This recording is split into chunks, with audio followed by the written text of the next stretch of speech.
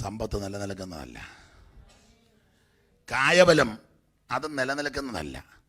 ചിലർ ആ പോക്കും വരവും പാഷക്ക് എന്നെ അറിയത്തില്ല, ഞാൻ ആരാന്നറിയാം, നേരത്തെ ഇരുന്ന് പാഷോട് ചോദിക്കണം. ഞാൻ എടാ, നിന്റെ വയറ്റിൽ കിടക്കുന്ന ഒരു വര, നല്ല വര പോലുമല്ല, പീത്ത വര.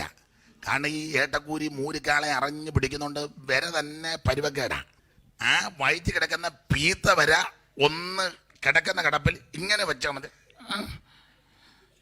എന്നാച്ചാ കഴിഞ്ഞ ആഴ്ച കമ്മിറ്റി ഭയങ്കര ബഹളമായിരുന്നല്ലോ, ഇപ്പം മിണ്ടാൻ മേലെ. ഈ ആഴ്ച മിണ്ടുവെന്നും പറഞ്ഞാണല്ലോ കഴിഞ്ഞ ആഴ്ച ഓടിയതും ഫോൺ ചെയ്ത്. ഒട്ടും മിണ്ടാൻ മേലെ. വിലങ്ങിയോ? അതിനേ ഉള്ളൂ. അതിനോട് ചേർത്തൊരു വാക്യം പറയട്ടെ, ഞെളിയാതെ ഭയപ്പെട്, ദൈവത്തെ ഭയപ്പെട്. നമ്മുടെ ഈ കായബലവും സൗന്ദര്യവും ഇതൊന്നും നിലനിൽക്കുന്നതല്ല. നമ്മൾ വായിച്ചത് 90-ാം സങ്കീർത്തനത്തിൻ്റെ ഹെഡിങ്. സാധാരണ എല്ലാവരും വാക്യമാണ് വായിപ്പിക്കുന്നത്. ഇവിടെ മോശയുടെ ഒരു പ്രാർത്ഥന. ഇതിൻ്റെ പശ്ചാത്തല ഭാഗം വേദപുസ്തകം പഠിക്കുന്ന ധ്യാനിക്കുന്ന ഏവർക്കും പരിചിതമാണ്. ഇസ്രായേലിൻ്റെ പ്രഥമ മഹാപുരോഹിതനാകുന്ന അഹറോന്റെ നിര്യാണം. അഹറോൻ ഹോർ പർവ്വതത്തിൽ വീണു മരിച്ചു. അഹറോന്റെ മകനെ എലയാസറിനെ ശുശ്രൂഷയ്ക്ക് മോശ വസ്ത്രമൊക്കെ കൊടുത്ത് വേർതിരിച്ചു. അപ്പൊ അഹരോൻ മരിക്കാൻ പല കാരണമുണ്ട്. അതിലൊരു കാരണം, ഒന്ന്, ജനത്തെ കെട്ടഴിച്ചു വിട്ടു. ഉപദേശിമാര് പലരും നേരത്തെ യാകാനും കുഴയാനും ഒക്കെ കാരണം എല്ലാവരുമല്ല, ചിലര് ജനത്തെ കെട്ടടിച്ചങ്ങ് വിടും. അങ്ങനെ ജനത്തെ കെട്ടടിച്ചു വിടാൻ പ്രമാണമില്ല. ഏൽപ്പിച്ച ആട്ടിൻകുട്ടങ്ങളെ വിശ്വസ്തയോടെ നോക്കണം. മലാഖി പ്രവചനത്തിൽ വായിക്കുന്നത്, പുരോഹിതന് സൈന്യങ്ങളുടെ യഹോവയുടെ ദൂതനാകയാൽ അവന്റെ അവരങ്ങൾ പരിജ്ഞാനം സൂക്ഷിച്ചു വെക്കേണ്ടതും ഉപദേശം അവനോട് ചോദിച്ച് മനസ്സിലാക്കണം. 2:7 ഒന്ന് വായിച്ചേര്. അപ്പോൾ പ്രഥമ മഹാപുരോഹിതനാണ് അഹരോൻ. പുരോഹിതന് സൈന്യങ്ങളുടെ യഹോവയുടെ ദൂതനാകയാൽ അവന്റെ അതരങ്ങൾ പരിജ്ഞാനം സൂക്ഷിച്ചു വെക്കേണ്ടതും. വാക്യം ഇവിടെ കൊടുക്കണ്ട, എല്ലാവരും വേറെ പുസ്തകം എടുക്കട്ടെ. അത് നിർത്ത്, ഉമ്മ ഇരിക്കുക. വായിച്ചട്ടെ ദേവദാസി. പരിജ്ഞാനം സൂക്ഷിച്ചു വെക്കേണ്ടതും ഉപദേശം അവനോട് ചോദിച്ച്. അപ്പോൾ ഉപദേശം പുരോഹിതൻ കൊടുക്കണം. പുരോഹിതന് ഉപദേശം പഠിച്ചിരിക്കണം. ജനം ഉപദേശം ചോദിക്കുമ്പോൾ ഉടക്കുണ്ടാക്കാതെ ഉപദേശം പറഞ്ഞു കൊടുക്കണം. അതുകൊണ്ടാണ് പൗലോസും പറഞ്ഞ ഉപദേശിപ്പാൻ സമർത്ഥന. പണ്ടൊക്കെ ഉപദേശി എന്നല്ല, ഇപ്പം എല്ലാം റവറൻ്റാ. പണ്ടൊക്കെ ഉപദേശിയ. അത് നല്ലതാണ്, കാരണം ഉപദേശം ഉണ്ടായിരുന്നു, ഉപദേശിമാർ ഉപദേശം പറയുകയും ചെയ്യുമായിരുന്നു. ഇപ്പം എല്ലാം ഡോക്ടർമാരും റവറന്റുമാരും ആയതുകൊണ്ട് ഉപദേശവും അധികം പറയുന്നുമില്ല. മിക്ക ഡോക്ടർമാർക്ക് ഉപദേശവും അറിയത്തുമില്ല. ആട്ടെ, നമ്മുടെ സബ്ജക്റ്റ് അല്ലല്ലോ അത്. അപ്പം എന്തായാലും അഹരോൻ ജനത്തെ കെട്ടഴിച്ചു വിട്ടു, ഉപദേശം കൊടുത്തില്ല. ഇവരെ വിഗ്രഹ സേവയ്ക്ക് തൽപരരായി ഞങ്ങളുടെ മുമ്പിൽ നടക്കാൻ ദൈവത്തെ ഉണ്ടാക്കി തരാൻ പറഞ്ഞപ്പോൾ അഹരോൻ പറയണമായിരുന്നു, ദൈവം സ്വർഗത്തിൽ വസിക്കുന്നവനാ, അവനെ ആരും കണ്ടിട്ടില്ല. എൻ്റെ അനിയൻ മോശ പുള്ളിയുടെ കൂടെ നടക്കുക, അയാൾ ഇന്ന് വരെ കണ്ടിട്ടില്ല. ഞാൻ അതിൻ്റെ പുറകിലാണ് നടക്കുന്നത്, പിന്നെ ഞാൻ കാണുമോ? അതുകൊണ്ട് ദൈവത്തെ ഒന്നും ഉണ്ടാക്കി തരാനൊക്കത്തില്ല. ദൈവം അദൃശ്യനാണ്. ദൈവത്തെ ആരും കണ്ടിട്ടുമില്ല, ആർക്കും കാണാനും കഴിയത്തില്ല. അതുകൊണ്ട് നിങ്ങൾ ഉപദേശം കൊടുക്കേണ്ടതാണ്. ഉപദേശം കൊടുക്കണ്ട. ഉപദേശി പറഞ്ഞ് പെണ്ണുങ്ങളോട് പറഞ്ഞു ഗുണക്കെല്ലാം കൂടെ കൊണ്ടുവരാൻ പറഞ്ഞു. പെണ്ണുങ്ങളും പിള്ളേരും എല്ലാം കാതി കിടന്ന് ഗുണക്കെല്ലാം കൂടെ പറിച്ച് ഊരി എല്ലാം ഉപദേശിയുടെ കയ്യിൽ കൊണ്ട് കൊടുത്തു. എനിക്ക് എൻ്റെ സന്തോഷം, ഊരാൻ പറഞ്ഞ പാവത്തുങ്ങൾ ഊരി. അത് നല്ല കാര്യം. 2, അഹരോൻ അത് വാങ്ങിച്ചതുമായിട്ട് മുങ്ങിയില്ലല്ലോ, അതല്ലേ അതിലും വലിയ കാര്യം. ഇന്നത്തെ ഉപദേശിയുടെ കൊടുക്കുകയാണെങ്കിൽ അതുമായിട്ട് അങ്ങ് മുങ്ങും. പിന്നെ നമ്മൾ വിളിക്കുമ്പോഴെല്ലാം പുള്ളി പരിധിക്ക് പുറത്താണ്. പുള്ളി പണ്ടേ പരിധിക്ക് പുറത്താണ്. അഹരോൻ ആ കാര്യത്തിലൊരു കൃത്യതയുണ്ടായിരുന്നു. ഇതെല്ലാം കൂടെ വാങ്ങി അവിടെ എഴുതിയിരിക്കുന്നൊരു കൊത്തുള്ളി കൊണ്ട് ഭാഷ വരുത്തി. ലക്ഷണമൊത്തൊരു കാളക്കുട്ടിയെ വാർത്തുണ്ടാക്കി. ആ കാളക്കുട്ടിയെ ഇസ്രായേൽ ആരാധിച്ചെന്ന അവിടെ വായിക്കുന്നത്. കാളക്കുട്ടിയെ കണ്ടപ്പോൾ ജനവിളകി നാം 32 നിന്ന് വായിച്ചേര്, 3 മുതൽ വായിര്, പെട്ടെന്ന് വായിച്ചു. ഏത് 32 എന്നായിരിക്കും? പുറപ്പാട്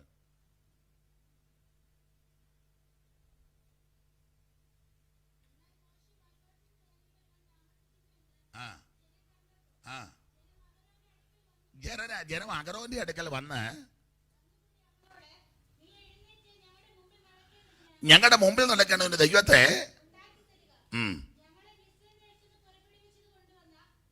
പുറപ്പെടുവിച്ചു കൊണ്ടുവന്ന പുരുഷനായി മോശയ്ക്ക് എന്ത് ഭവിച്ചുവെന്ന് ഞങ്ങൾ അറിയുന്നില്ല. അടുത്ത വാക്യം.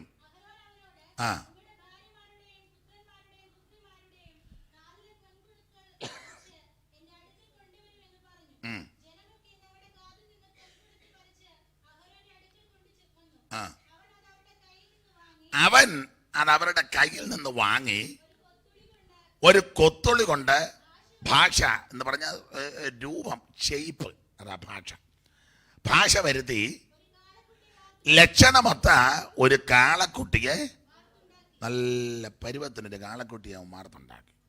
ഉപദേശിയാന്ന് ഓർക്കണം. ഇപ്പൊ ഉപദേശി മൂരിക്കാളയെ ഉണ്ടാക്കുക. ലക്ഷണമൊത്തൊരു മൂരിക്കാളയെ വാർത്തുണ്ടാക്കി. അപ്പോൾ അവര് ഇസ്രായേലേ ഇതെന്നുള്ളത് കാളെ ചൂണ്ടിക്കൊണ്ട. അപ്പോൾ അവര് ഇസ്രായേലേ ഇതെന്നുള്ളത് കാളെ കണ്ടോണ്ട. കൊമ്പും മാലും മത്തകവും പള്ളയും അല്ലേ, അതല്ലേ. അപ്പൊ പൊന്ന് ദൈവമേന്ന, കാരണം പൊന്നു കൊണ്ടുണ്ടാക്കിയതാ. ചെറുപ്പത്തിൽ ഞങ്ങളുടെ പൊന്ന് കർത്താവേന്ന് പറഞ്ഞാൽ പൊന്ന്. അപ്പോൾ അവർ ഇസ്രായേലേ നിന്നെ മിസ്രയീമിന്ന് കൊണ്ടുവന്ന നിന്റെ ഉണ്ടോ ഈ ദൈവമാകുന്നു. അഹരോനത് കണ്ടാറേ ഉണ്ട്. പുള്ളി ഒരു ക്രൂസൈഡ് ക്രമീകരിച്ചു. ആളളകല്ലേ. വലിയൊരു ബാനർ വലിച്ചു കെട്ടിച്ചത് ഫോട്ടോ എടുത്ത് വാട്സപ്പിൽ വായിച്ചു. നാളെ യഹോവയ്ക്ക് പൊങ്ങാത്തവനെല്ലാം രാവിലെ എഴുന്നേറ്റു. 8 മണിയായാലും പൊങ്ങാത്തവനാ. ആ കിടപ്പ് കിടക്കുന്നവന്മാരാ. ഇത് കാളെ കണ്ടപ്പോന്മാർ വെളുപ്പിനെ കിടക്കപ്പായിന്ന് പൊങ്ങി എഴുന്നേറ്റു. അയ്യോ, ആരാധനയാ. അപ്പൊ ചുരുക്കി പറഞ്ഞ അവിടെ ഹോമയാഗവും സമാധാനവും കഴിച്ചെന്നാ പുറപ്പാടിൽ. പക്ഷേ സങ്കീർത്തനത്തിൽ എഴുതിയേക്കുന്നവർ ആ കാളയനെ ആരാധിച്ചെന്നാ. വായിച്ചേ 106 സങ്കീർത്തനത്തിന്റെ 19 വാക്യം വായിര്. അവർ ഹോരേബിൽ വെച്ചൊരു കാളക്കുട്ടിയെ ഉണ്ടാക്കി, വാർത്തുണ്ടാക്കി വിഗ്രഹത്തെ നമസ്കരിച്ചെന്ന, ആരാധിച്ചെന്ന. അപ്പൊ ജനമിങ്ങനെ കാളക്കുട്ടിയെ ഉണ്ടാക്കി ആരാധിച്ചപ്പോൾ ഉപദേശി പറയണം, ആരാധനയ്ക്ക് യോഗ്യൻ ദൈവമാ. കാളയെ ആരാധിക്കരുത്, കാളയ്ക്ക് യാഗവിടം പണിയരുത്, കാളയ്ക്ക് ഹോമയാൻ കഴിക്കരുത്, തെറ്റാന്ന് പറഞ്ഞു കൊടുക്കൊണ്ട് ഉപദേശി കണ്ണടച്ചു. ആരാ ദൈവം തട്ടിയത്? അവരോ മരിക്കാൻ 8 കൂട്ടം കാര്യമുണ്ട്. ഒന്നുകൊണ്ട് ഗുണപ്പെടുന്നവരങ്ങ് ഗുണപ്പെടട്ടെ. സ്തോത്രം. ഉപദേശം കർക്കശമായിട്ട് കൊടുക്കണം. അപ്പൊ ഉപദേശിമാരെ ലഭിക്കുന്ന സമയം ഞാൻ എന്നെയും കൂടെ പ്രതിയാക്കാം. ഉപദേശം കൊടുത്തില്ലെങ്കിൽ അങ്ങ് ചെല്ലാൻ നോക്കുകയല്ല. അതുകൊണ്ട് അഹരോൻ ഹോർ പർവ്വതത്തിൽ വീണു മരിച്ചു. അഹരോന്റെ നിര്യാണത്തിൽ ഇസ്രായേൽ ഭാരപ്പെട്ട് വിലപിച്ചു. അപ്പോൾ അഹരോന്റെ അനുജനാകുന്ന പഴയ നിയമത്തിന്റെ മധ്യസ്ഥനാകുന്ന മോശ പ്രാർത്ഥിച്ച പ്രാർത്ഥനയാണ് 90 സങ്കീർത്തനം. അതാണ് അതിന്റെ ഹെഡിങ്. ദൈവപുരുഷനായ മോശയുടെ ഒരു പ്രാർത്ഥന. വിസ്തരിച്ചു പോകുന്നില്ല. വേറെ പുസ്തകം ശരിക്കൊന്ന് പഠിച്ചാൽ ധാരാളം ദൈവപുരുഷന്മാരെ കാണാം. ആ ഭാഗത്തേക്കൊന്നും പോകുന്നില്ല. ഇവിടെ ദൈവപുരുഷനായ മോശ, ദൈവപുരുഷൻ. ഒരാള് ദൈവപുരുഷനാകുന്ന ഒറ്റ രാത്രി കൊണ്ടോ ഒറ്റ ദിവസം കൊണ്ടോ അല്പസമയം കൊണ്ടല്ല. ഒരു ദൈവപുരുഷനായി തിളങ്ങണമെങ്കിൽ സമയം മെനക്കെടണം, വില കൊടുക്കണം, ഒത്തിരി കാര്യങ്ങൾക്ക് ക്രമീകരണം വരുത്തണം. എങ്കിലേ ദൈവപുരുഷനാകാൻ പറ്റൂ. നമ്മൾ മോശയെ പറ്റി പഠിക്കുന്നത് ചെറുപ്രായത്തിൽ മോശയെ അറിഞ്ഞിരുന്നത് ദൈവപുരുഷൻ എന്നല്ല, പിന്നെങ്ങനെ ചെറുപ്പത്തിലെ ഉറക്കെ പറ, ഫറവോന്റെ പുത്രിയുടെ മകൻ എന്നാ.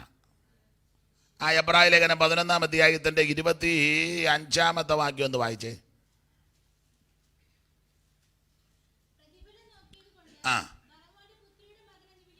ഫറവോന്റെ പുത്രിയുടെ മകൻ എന്ന്.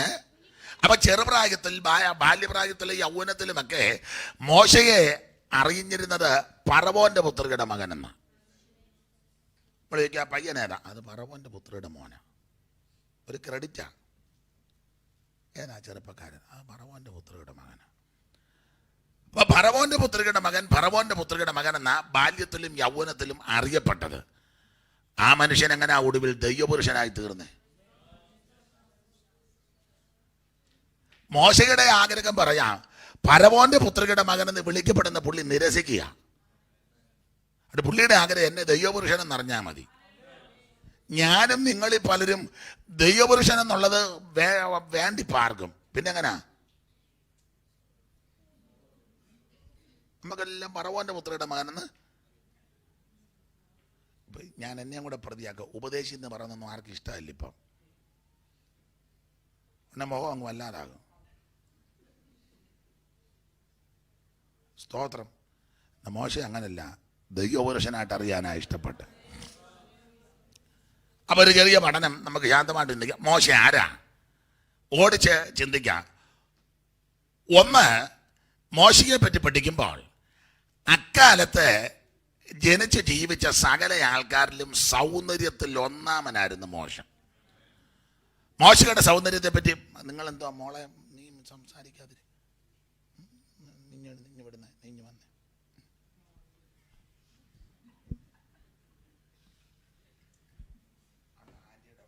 ഈ ചേച്ചിയുടെ ആൻറ്റിയിലോട്ട് മോളിങ്ങോട്ട് നിങ്ങൾ പഠിക്കോട്ട്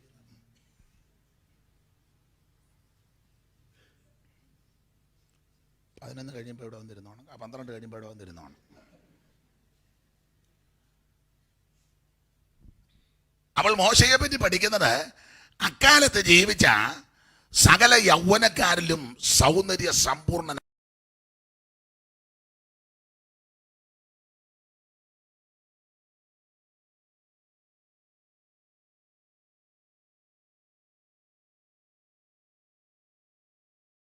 വായിര് സൗന്ദര്യമുള്ളവൻ. പുറപ്പാട് 2:2 സൗന്ദര്യം. അപ്പോസ്തലപ്രവൃത്തി 7:20. അക്കാലത്ത് മോശ ജനിച്ചു, ദിവ്യസുന്ദരൻ. എബ്രായർ 11:23. ശിശു സുന്ദര.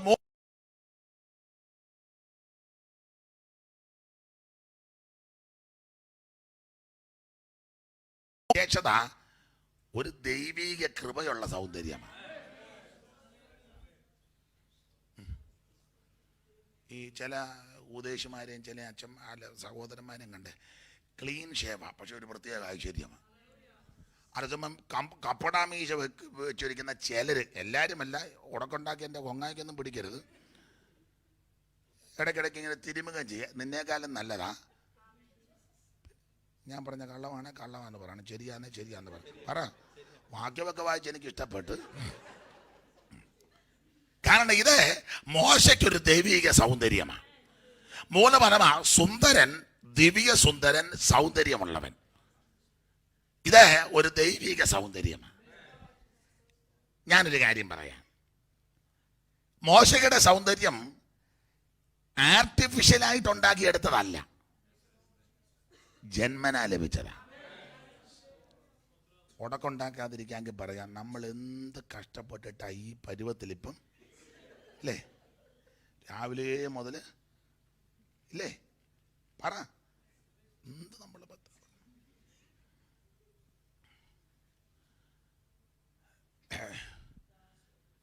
നമ്മുടെ വിവാഹ ശുശ്രൂഷയിലൊക്കെ ചെന്നേ, പ്രസംഗത്തിന് അധിക സമയമില്ല, പ്രാർത്ഥിക്കാനും അധികം.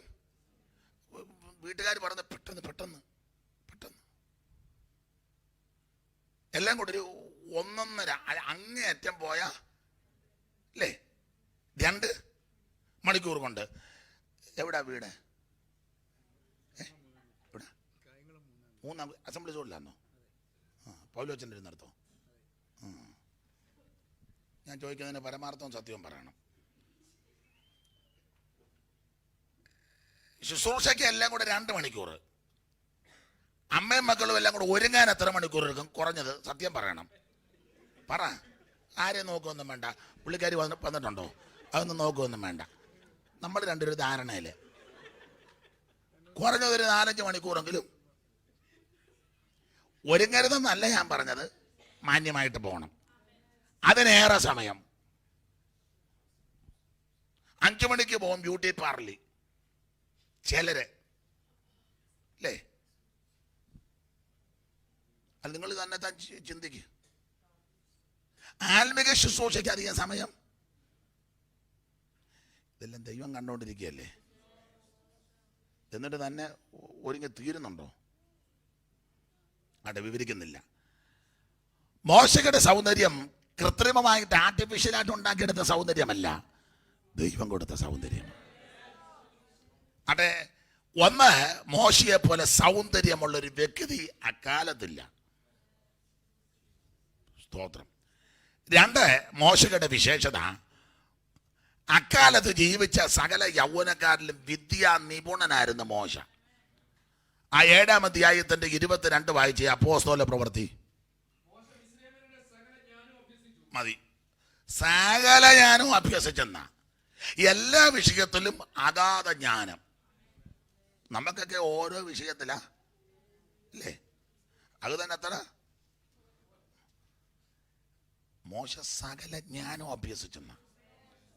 എന്തോ അറിവാ. കാരണം ഈജിപ്തിൽ ഫറവോന്റെ പുത്രന്റെ മകനായിട്ടാണ് ജീവിക്കുന്നത്. ഒരു കുഴപ്പവുമില്ല. അന്നത്തെ ഏറ്റവും വലിയ സർവകലാശാലയല്ല ഈജിപ്തിലായിരുന്നെന്ന, അവിടുത്തെ സർവകലാശാല എന്ന് ഉന്നത ബിരുദം കരസ്ഥമാക്കി. നമ്മൾ 10ാം ക്ലാസ് തന്നെ പലരും ജയിച്ചിട്ടില്ല, ജയിച്ചത് തന്നെ വളരെ കഷ്ടപ്പെട്ട്. എന്നാലും നമ്മുടെ അഹങ്കാരത്തിന്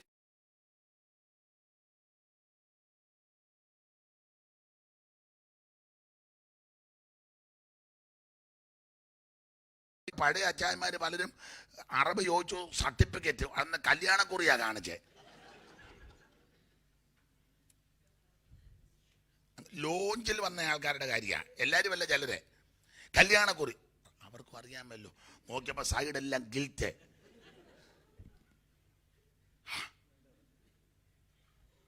പേരെല്ലാം എഴുന്നാ നിൽക്കുന്നത്. അറബി അന്തം വിട്ടുപോയി. ഏത് യൂണിവേഴ്സിറ്റിയാന്ന് പറഞ്ഞാൽ കുമ്പനാട് യൂണിവേഴ്സിറ്റി.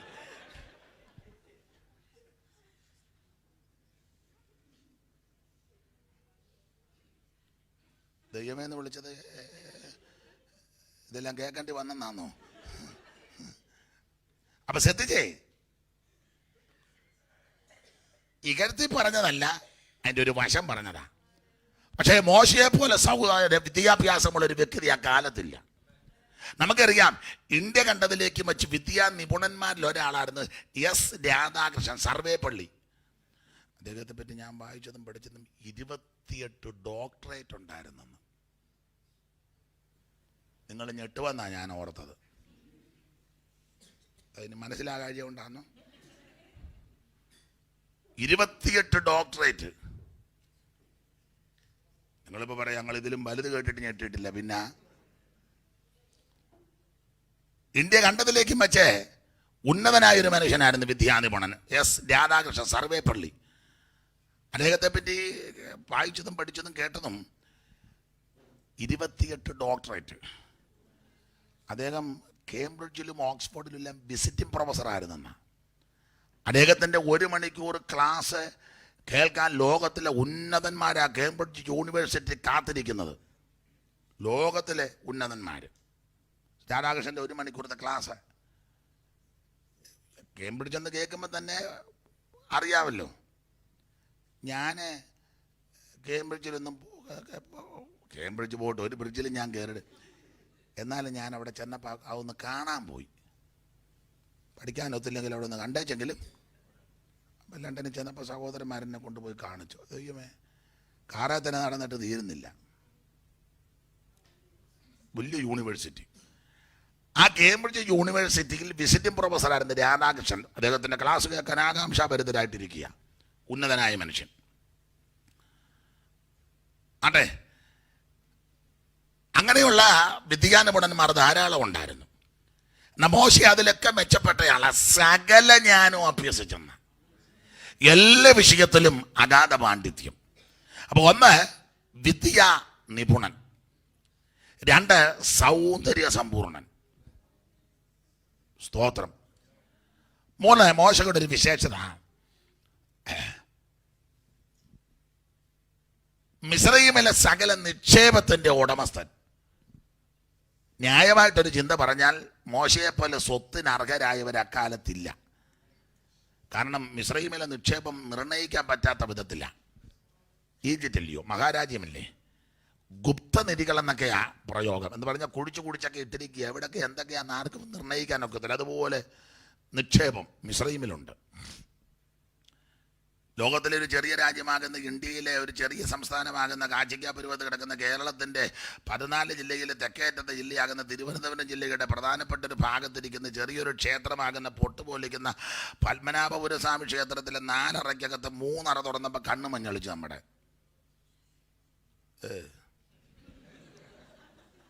പേപ്പറിൽ കണ്ടതല്ലേ. ഇനി ഒന്ന് തുറക്കാൻ കിടക്കുക. അപ്പം മിസ്രയീമിലെ നിക്ഷേപമോ, നിർണ്ണയിക്കാൻ പറ്റാത്ത വിധത്തിൽ സ്വത്ത്, അതിൻ്റെ എല്ലാ ഉടമസ്ഥാവകാശം മോശയ്ക്ക് ലഭിക്കേണ്ടതാണ്. അപ്പോൾ ഒന്ന് മോശ സൗന്ദര്യ സമ്പൂർണൻ, 2 വിദ്യാ നിപുണൻ, 3 സകല സ്വത്തിൻ്റെ ഉടമസ്ഥൻ. ചെറിയ ആളല്ല. 4 ഒരു നല്ല അധികാര കസേര മോശയ്ക്ക് കിടപ്പുണ്ട്. കാരണം നിലവിലുള്ള ഫറവോൻ നാട് നീങ്ങിയാൽ അടുത്ത ഫറവോനായിട്ട് കസേര മോശ ഇരിക്കേണ്ടതാണ്. നല്ലൊരു കസേര. നമ്മുടെ കസേര കാക്കാജിന് ചില സഭയിലൊക്കെ പ്രത്യേക കസേര. ആ കസേരയിൽ അവരേ ഇരിക്കുള്ളൂ, വേറെ ആരും കയറി ഫിക്സഡ്. അതൊക്കെ വീടുകളിൽ ചെല്ലുമ്പോൾ അച്ഛാനിരിക്കുന്ന കസേരയും വല്യപ്പനിരിക്കുന്ന അത് നമുക്ക് അറിയാമല്ലോ. ബോധമുള്ളവരാരും കയറി ഇരിക്കുകയല്ല. സഭയിൽ അങ്ങനെയില്ല. സഭ ദൈവത്തിൻ്റെതാ. സഭയിൽ ഇരിക്കേണ്ടതെന്ന് വെച്ചാൽ നേരത്തെ വരുന്നവർ കയറി. അതാ ഇത് താമസിച്ച് വന്നേച്ച് മുന്നിരിക്കുന്നതിനെ പുറകോട്ടിലേക്ക്. അതിന് നിന്റെ വീട്ടിൽ കൊണ്ടിട്ട കസാരയാണോ? ഇവിടെ നേരത്തെ വരുന്നവര് എന്നാ ഇനി പാസ്റ്റേ നമുക്ക് ഇറക്കാൻ കസാരയെന്ന്. നമ്മുടെ കസാരയെല്ലാം ഗുണമുള്ള കസാരയല്ല. എന്നാൽ മോശയ്ക്ക് മുൻപിൽ കിടക്കുന്ന കസേര അധികാരത്തിന്റെ കസേരയാ.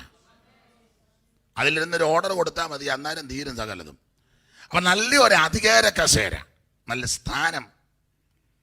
1 സൗന്ദര്യ സമ്പൂർണൻ, 2 വിദ്യാ നിപുണൻ, 3 സർവസ്വത്തിന്റെ ഉടമസ്ഥൻ, 4 നല്ലൊരു കസേര, 5 നല്ല ഒരു കുടുംബത്തിൽപ്പെട്ടതാ മോശ.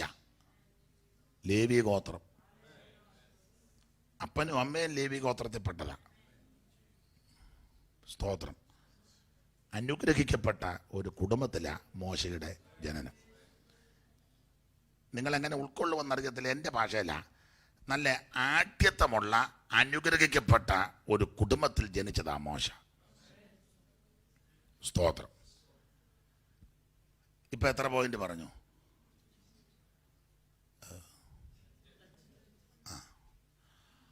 1 സൗന്ദര്യ സമ്പൂർണൻ, 2 വിദ്യാ നിപുണൻ, 3 നിക്ഷേപത്തിന്റെ ഉടമസ്ഥൻ, 4 നല്ലൊരു കസേര, 5 നല്ലൊരു കുടുംബത്തിൽ. ഒരു കാര്യം കൂടെ പറയാം. മോശയുടെ 6ാമത്തെ ഒരു വിശേഷത നല്ല കായബലമുള്ളവന്, ആരോഗ്യം. ഒറ്റയടിക്കാ ഒരു മിസ്രയീമിനെ കൊന്ന്. ഒറ്റയടിക്ക്. ഞങ്ങളുടെ കുട്ടനാടൻ ഭാഷ പറഞ്ഞാൽ 1 കാൽ അടിച്ചില്ല, ഒറ്റയടിക്ക്. എന്തോ ആരോഗ്യമാണ്, ഒറ്റയടി. നമ്മുടെ ആരോഗ്യം സന്ധ്യ വരെ അടിച്ചാൽ അവന് കൊള്ളുകയില്ല. അവൻ പിന്നെ 5:30 കഴിയുമ്പോൾ നമുക്കിട്ടൊരു തട്ട് തേണ്ട കിടക്കും നമ്മൾ. അതാ നമ്മുടെ ആരോഗ്യം. ഇരിപ്പ് കണ്ടാൽ ചോദിക്കും ധാരാസിംഗാന്ന് തോന്നിപ്പോവും. മോശ നല്ല ആരോഗ്യമുള്ളവനാ. ഒറ്റയടിക്ക് ഒരു മിസ്രയീമിനെ കൊന്നു. അപ്പൊ ഇതല്ലേ ഈ മോശയുടെ വിശേഷതകളാണ്. പക്ഷെ ആ മനുഷ്യൻ എടുത്തൊരു തീരുമാനമുണ്ട്.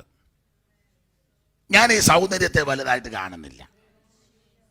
ഈ വിദ്യാ നിപുണതയും നല്ലതാ, പക്ഷെ അതിന് ഞാൻ വലിയ വില കൊടുക്കുന്നില്ല. ഈ നിക്ഷേപത്തിന് ഞാൻ വലിയ വില കൊടുക്കുന്നില്ല. കസേരയ്ക്ക് ഞാൻ വലിയ പ്രാധാന്യം കൊടുക്കുന്നില്ല. കുടുംബശ്രേഷ്ഠത നല്ലതാ, പക്ഷെ അതിനല്ല ഞാൻ ഊന്നൽ കൊടുക്കുന്നത്. ആരോഗ്യം അതും ക്ഷയിച്ചു പോകുന്നതാ, പക്ഷേ എനിക്കിതൊന്നും വല്ല വിഷയം. പിന്നെ ചോദിച്ചു, മോശെ നിനക്ക് എന്നാ വിഷയം? എനിക്ക് ദൈവജനത്തോടുകൂടെ കഷ്ടം അനുഭവിക്കുന്നത് മതി. പാപത്തിൻ തൽക്കാല ഭോഗം വേണ്ട, ദൈവജനത്തിൻ്റെ കഷ്ടം മതി. പാപത്തിൻ തൽക്കാല ഭോഗം വേണ്ട, ദൈവജനത്തിൻ്റെ കഷ്ടം മതി. മിശ്രമീൻ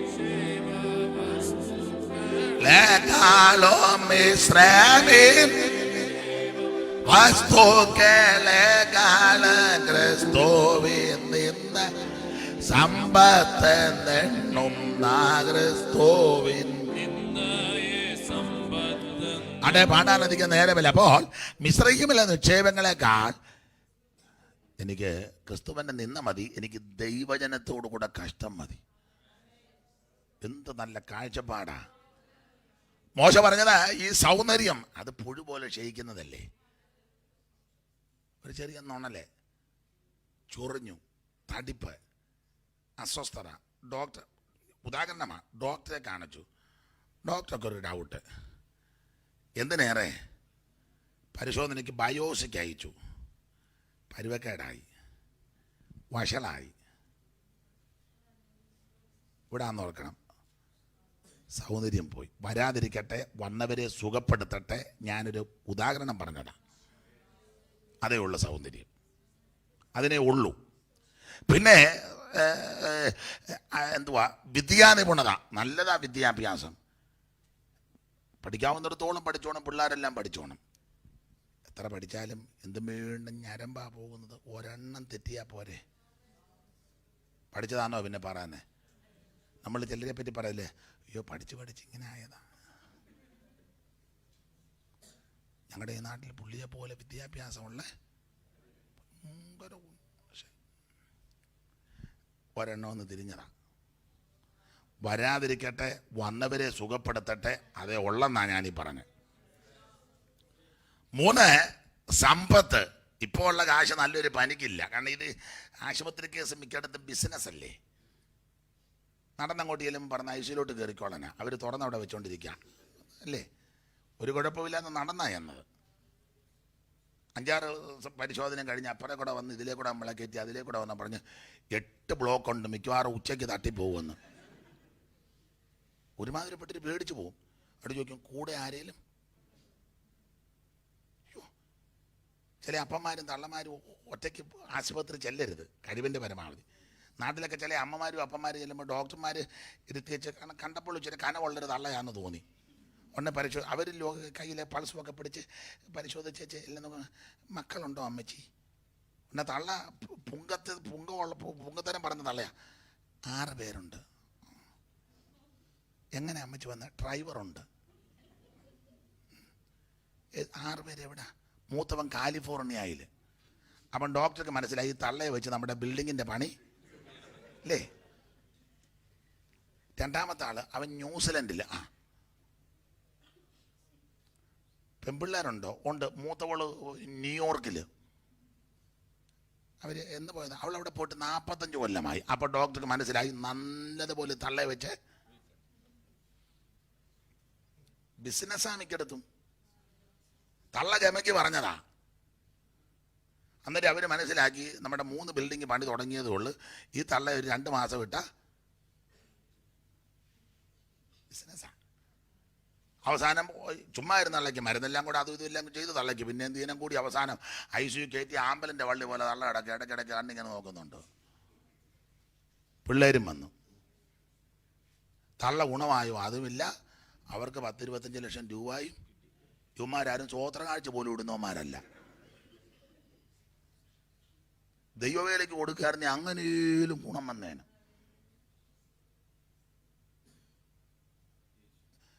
മനസ്സിലാകാഴിയാണോ അതോ നിങ്ങളെല്ലാം കൂടെ? സ്തോത്രം. മോശയ്ക്ക് മനസ്സിലായി സമ്പത്ത് അത് നിലനിൽക്കുന്നതല്ല, കുരുകല് മാറിപ്പോകും പോലെ പോകും. താനിടാത്ത മുട്ടമേ പൊരുന്നിരിക്കുന്ന തിത്തിരിപ്പക്ഷി പോലെ അന്യായമായി സമ്പാദിക്കുന്നു. തിത്തിരിപ്പക്ഷി എന്ന് പറഞ്ഞാൽ താനിടാത്ത മുട്ടമേ പൊരുന്നിരിക്കുന്ന തിത്തിരി എന്ന് പറഞ്ഞാൽ കാക്ക. കാക്ക ഒരു മുട്ട ഇട്ടേച്ച് പോയി ഭക്ഷണം തേടി വന്നപ്പം 2 മുട്ട. അപ്പം കാക്ക അങ്ങോട്ട് വന്നപ്പോൾ കുയിൽ കയറി ഒരു മുട്ട കിട്ടും. കാക്ക തിരിച്ചു വന്നപ്പോൾ 2 മുട്ട. Oh wonderful. Jesus Jesus. എന്നാൽ ഈ മുട്ട ആരിട്ടതാണോ നമ്മുടെ മുട്ട തന്നെയാണോ അത് എൻ്റെ മുട്ടയുടെ വലിപ്പമാണോ അതിൻ്റെ കളർ എങ്ങനെയാണ് ആ മുട്ട ഞാനിട്ട സ്ഥലത്ത് തന്നെയാണോ അതൊന്നും നോക്കിയാൽ ജീസസ് ഉമ്മ അതൊന്നങ്ങ് ചീറ്റുക. അതിൻ്റെ മേളിൽ കയറിയിരുന്നു. പിറ്റേന്ന് രാവിലെ ഒരു മുട്ടയും കൂടെ ഇട്ടു. പുള്ളി തലേന്നിട്ട മുട്ട, പുള്ളി പോയപ്പം വേറൊരാൾ കയറിയിട്ട മുട്ട 2, പുള്ളി ഒന്നുകൂടെ ഇട്ട് 3 മുട്ട അടയിരുന്ന് വെച്ച് സ്തോത്രം എല്ലാം ചെയ്ത് വെച്ച് രാവിലെ തിരിച്ചു വന്നപ്പം 4 മുട്ട. പിന്നെ കാക്ക പറഞ്ഞു, ഈ ദൈവത്തെ പോലെ വലിയ ദൈവം ജീസസ്. വിക്ടറി. സ്തോത്രം. ഒന്നൊരു പാട്ടും പാടി, ഒന്നും കണ്ടിട്ടല്ല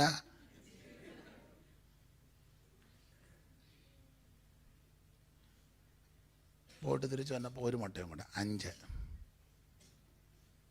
പിറ്റേന്ന് ഒരെണ്ണം കൂടെ പുള്ളിയിട്ട് 6. മുട്ടയിലിരുന്ന് പൊരുന്നി വിരിഞ്ഞു 6 കുഞ്ഞുങ്ങൾ.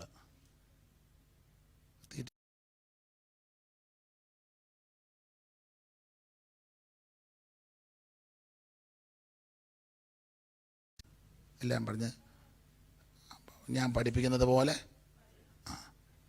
കാക്ക പറഞ്ഞ് ക്രാ. 3 കൊച്ചുങ്ങൾ ക്രാ. 3 എണ്ണം കാരണം 3 എണ്ണം കുയിലിൻ്റെതാണ്. അതിൻ്റെ പ്രകൃതിയല്ലേ. ആണ്ട കൂകി വെച്ച് 3-4 എണ്ണം കത്തോലിക്ക പോയില്ലേ. എടാ കരുത ഇനിയല്ലേ നീ പഠിക്കേ അല്ലേ. അമ്മരെല്ലാം ഇവിടെ കിടന്ന് തുള്ളി വെച്ച് ഇപ്പം ഇവിടെ എനിക്ക് വയ്യാത്തോണ്ടാവും. കൂന്നൊന്ന് കൂവിക്കൊന്ന് മൈക്കെ കൂടെ കേക്കട്ടെ. ഇവനല്ല പിടിക്കുകയല്ലയോ. മുഴുവൻ പെന്തിക്കോസുകാരെ കൂകിയ ചവമാരാണ്ടേ. മനസ്സിലാകുന്നുണ്ടോ? ദൈവമക്കളുടെ സ്വോത്രകാഴ്ചയെല്ലാം മേടിച്ചോണ്ടാ പോയേക്കുന്നത്. പരമാർത്ഥമായിട്ടൊന്ന് ഉപദേശിക്കുക കുമാർ കൊടുത്തുമില്ല. അയാളിപ്പോഴും കടയെ പറ്റ അവന്മാർ ഊഹിച്ച്. ഞാൻ പറഞ്ഞ മോന് മനസ്സിലായോ? പിന്നെ ഞാൻ പൊട്ടം കളിച്ചിരുന്നത്. സ്തോത്രം. എല്ലാവരും കൂകിയച്ച് പോയി. മനസ്സിലായല്ലോ? ആദ്യം വിവേചിക്ക്. പഴമക്കാർ പറയുന്നു ആവർത്തിക്കുക, വെളുത്തതെല്ലാം പാലല്ല, മിന്നുന്നതെല്ലാം ഒന്നും പൊന്നല്ല. ക്ലാസ് തുടങ്ങിയപ്പോൾ അത് അനുതരം 3 എണ്ണം ക്രാന് വെച്ച് അത് പുള്ളിയുടെതാ. 3 എണ്ണം നോക്ക്. താനിടാത്ത മുട്ട പൊരുന്നിരിക്കുന്ന സാറൊരു പാട്ട് പാടി, തിത്തിരികൾ അന്യമുട്ടയെ വിരിയിച്ചിടുമ്പോൾ ലുബ്ധരായോർ ഭൂതനങ്ങളെ. തിത്തിരികൾ അന്യമുട്ടയെ വിരിയിച്ചിടുമ്പോൾ ലുബ്ധരായോർ ഭൂതനങ്ങളെ. ചേർത്തു കൂട്ടിയിട്ടാതനങ്ങളിൽ മേൽ പൊരുന്നിരുന്നായവ വിരി ആർത്തി നൽകിടും മാമോൻ കുട്ടികളായി പുറപ്പെടുന്ന നാഥനെ. ആ 3 മുട്ട മാമോൻ കുട്ടിയുടെയാണ്. 3 എണ്ണം ആ പുള്ളിയുടേത്. 3 എണ്ണം അവിടെ ഞാൻ വിവരിക്കുന്നില്ല. സമ്പത്ത് നിലനിൽക്കുന്നതല്ല. കായബലം അത് നിലനിൽക്കുന്നതല്ല. ചെള്ളി ആ പോക്കും വരവും പാഷക്ക് എന്നെ അറിയത്തില്ല, ഞാൻ ആരാന്നറിയാം. നേരത്തെ ഇരുന്ന് പാസ്റ്റോട് ചോദിക്കണം ഞാൻ ആരാന്ന്. പണ്ട് ഇവിടെ ഒരു പാസ്റ്റ് വന്ന് എന്നോട് കയറി ഉതച്ചു. പിന്നെ പുള്ളി പാസ്പോർട്ട് പോലും ഇല്ലാതായി ഇവിടുന്ന്. എടാ നിന്റെ വയറ്റിൽ കിടക്കുന്ന ഒരു വര നല്ല വര പോലുമല്ല, പീത്ത വര. കാരണം ഈ ഏട്ടക്കൂരി മൂരിക്കാളെ അറിഞ്ഞു പിടിക്കുന്നുണ്ട്, വര തന്നെ പരുവക്കേടാ.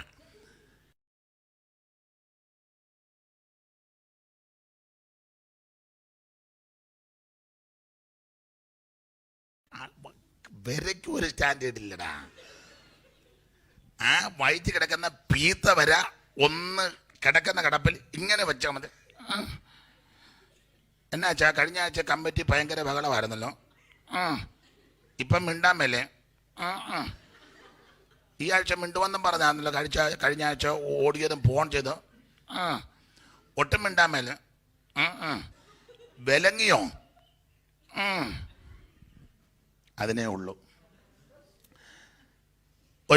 അതിനോട് ചേർത്തൊരു വാക്യം പറയട്ടെ, ഞെളിയാനെ ഭയപ്പെട്, ദൈവത്തെ ഭയപ്പെട്. നമ്മുടെ ഈ കായബലവും സൗന്ദര്യവും ഇതൊന്നും നിലനിൽക്കുന്നതല്ല. അത് വെളിപ്പാട് കിട്ടിയ മോശ പറഞ്ഞു, എനിക്കിതൊന്നും വലുതല്ല, എനിക്ക് ദൈവജനത്തോടെ കഷ്ടം മതി. എനിക്ക് അങ്ങോട്ടും പോകണം. എങ്കിലും ഞങ്ങൾ തമ്മിലുള്ള ഇരിപ്പ് വശം അനുസരിച്ചാണ് ഞാൻ ഓടിയൊന്ന് വന്നത്. നിങ്ങളെയെല്ലാം കണ്ടതിൽ അല്പസമയം കൂടിയതിൽ എനിക്ക് ഒത്തിരി സന്തോഷമുണ്ട്. ദൈവം അനുവദിക്കുകയാണെങ്കിൽ ദൈവത്തിന് ഇതുകൊണ്ടേ നമുക്ക് നാട്ടിൽ വെച്ചോ ഇവിടെ വെച്ചാലും കൂടാ. ഇല്ല, എല്ലാവരും അങ്ങ് വരണം. അതുകൊണ്ട് ഞാനിപ്പോൾ അങ്ങ് പോവുക. ഒരു കാര്യം ഇവിടെ പറയാം. മോശ പറഞ്ഞ്, എനിക്ക് ദൈവജനത്തോടെ കഷ്ടം മതി. തമ്പുരാൻ മോശയെ പറ്റി ഒരിക്കലൊരു സാക്ഷ്യം പറഞ്ഞത്, മോശേ, ഞാൻ നിന്നെ അടുത്തറിഞ്ഞിരിക്കുന്നെന്ന്. ഞാൻ നിന്നെ, ആ വാക്യം ഒന്ന് വെച്ചേ, 33:17 പുറപ്പാട്. യഹോവ മോശയോട്, നീ പറഞ്ഞ ഈ വാക്ക് പോലെ ഞാൻ ചെയ്യും, എനിക്ക് നിന്നോട് കൃപ തോന്നിയിരിക്കുന്നു, ഞാൻ നിന്നെ അടുത്തറിഞ്ഞിരിക്കുന്നു. ദൈവം മോശയോട് പറയാ, ഞാൻ നിന്നെ അടുത്തറിഞ്ഞിരിക്കുന്നു. അടുത്തറിഞ്ഞെന്ന്. പിണങ്ങാതിരിക്കാൻ ഒരു കാര്യം പറയാം. നമ്മൾ ഈ മാർഗത്ത് നിന്നിട്ട് 2, 5, 8, 10, 20, 30 കൊല്ലമായി ഇന്ന് വരെ ദൈവത്തിന് നമ്മളെ പിടികിട്ടിയിട്ടില്ല. കാരണം നമ്മൾ ഓട്ടവും പിടി കൊടുക്കുന്നില്ല. ദൈവവും കടന്ന് കുഴയ്യ. ദൈവം പറയാം, അവൻ യോഗത്തിന് വരുന്നുണ്ട്, പക്ഷെ അവൻ്റെ ഉദ്ദേശം എന്നാന്ന്? ഒറ്റ യോഗം മുടക്കത്തില്ല, കൈ ഒടിക്കുന്നുണ്ട്, പക്ഷെ ഉദ്ദേശം എന്നാന്ന്? കാരണം മോശയെ പറ്റി ദൈവത്തിനൊന്നും അറിയത്തില്ലെന്നല്ല ഞാനീ പറഞ്ഞത്, ഞാൻ പ്രകൃതി പറഞ്ഞതാ. മോശയോട് ദൈവം പറയാ, ഞാൻ നിന്നെ അടുത്തറിഞ്ഞു. അതിൻ്റെ ഒരു കാരണം പറഞ്ഞു നിർത്താം. ഒത്തിരി ഉണ്ട് ഒരു കാരണം. അടുത്തറിഞ്ഞെന്ന് പറയാൻ കാരണം, മുമ്പേ പറഞ്ഞ പോയിന്റാ. കാളക്കുട്ടി ഉണ്ടാക്കി തുള്ളിച്ചാകെ പ്രശ്നമായപ്പോൾ മോശ ഇറങ്ങി വന്ന് യോശുവയോട് ചോദിച്ചു, എന്നാ ബഹളം? യോശുവ പറഞ്ഞു, പ്രൈസ് ആൻഡ് വർഷിപ്പ് നടക്കാന്ന് പറഞ്ഞു. എത്ര ദിവസം? 40 days. പകല് പവർ കോൺഫറൻസും വൈകിട്ട് ഫയർ കോൺഫറൻസും ആണെന്ന് പറഞ്ഞു. മോശ ഇറങ്ങി വന്നപ്പോൾ ഇവനെല്ലാം കെട്ടടിഞ്ഞ് കിടക്കുക. മോശ ആഗരോനോട് ചോദിച്ചു, നീ ജനത്തെ കെട്ടടിച്ച് വിട്ട എന്തിനാ? ഞാൻ ആ ഭാഗം വിവരിക്കുന്നില്ല. അത് മോശ പാളകത്തിൻ്റെ വാതിൽക്കൽ നിന്ന് ഒരു ഡയലോഗ്, യഹോവയുടെ പക്ഷത്തുള്ളവനല്ല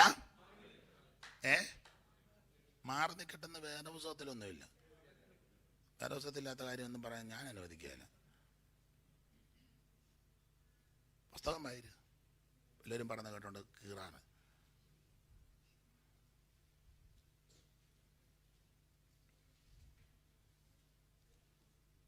ഇന്നെങ്കിലും വായിര്. കണ്ടോ കൊച്ചേ? എവിടാന്നോ?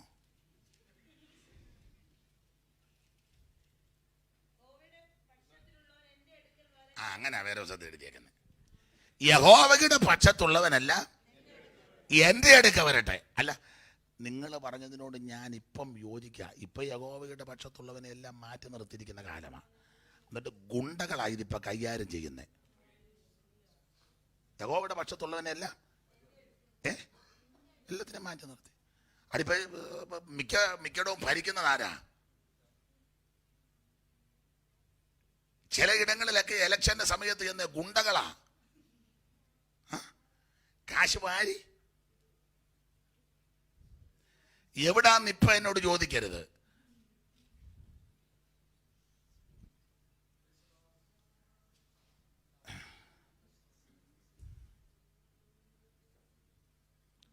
ഓരോ പാനലുകാരും ഗുണ്ടകളെ കൊണ്ട് ഇറക്കുക, കാശ് കൊടുത്ത് കാശേ. എന്നാൽ ഇതിനകത്ത് പരമാർത്ഥികളുണ്ട്, അവരിത് അറിയുന്നുമില്ല.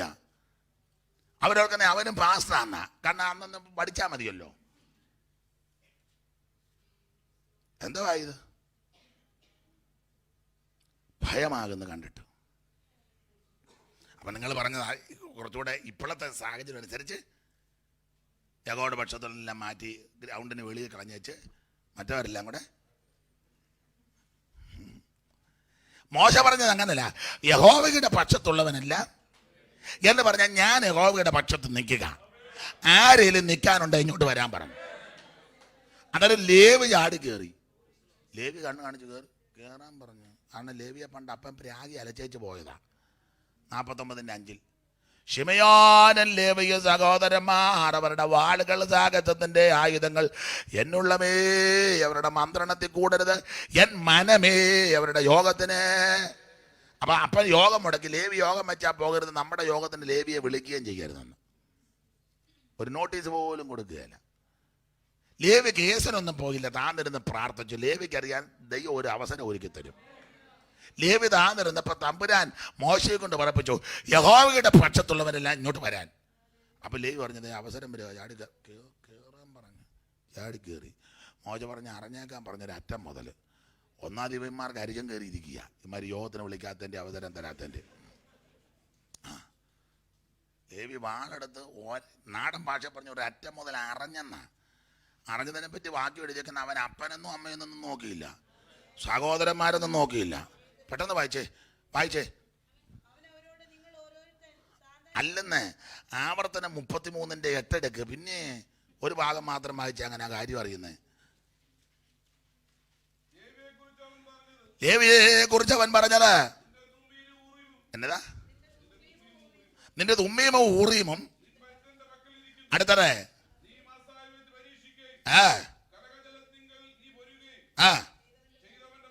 അടുത്തത് വാളെടുത്ത് വെട്ടാൻ വന്നപ്പോൾ അവൻ അപ്പനെയും അമ്മയെയും കുറിച്ച് അതാ ഇവൻ വാളങ്ങോട്ടെടുത്തു. ഏത് വാളാ? വചനത്തിന്റെ വാള്. റോമാലേഖനത്തിനുണ്ടല്ലോ, വെറുതെ അല്ലല്ലോ അവർ വാൾ വഹിക്കുന്നത്, ചുമ്മാ വാളുമായിട്ട് ഇങ്ങനെ ആക്ഷൻ കാണിച്ച് നിൽക്കാതെ വെട്ടടോ ഇവനെയല്ല. അവൻ വാളെടുത്തപ്പോ അപ്പനെന്നോ അമ്മയെന്നോ വൈര്, ഞാൻ അവരെ കണ്ടില്ല. പിന്നെ സഹോദരന്മാരെ ആ വിഷയത്തിലൊന്നും ആദരിച്ചില്ല. എന്റെ പിള്ളേരാന്നാ പിന്നെ പോതിച്ച പോലെ അങ്ങനെ ഒന്നും നോക്കിയില്ല. പിന്നെ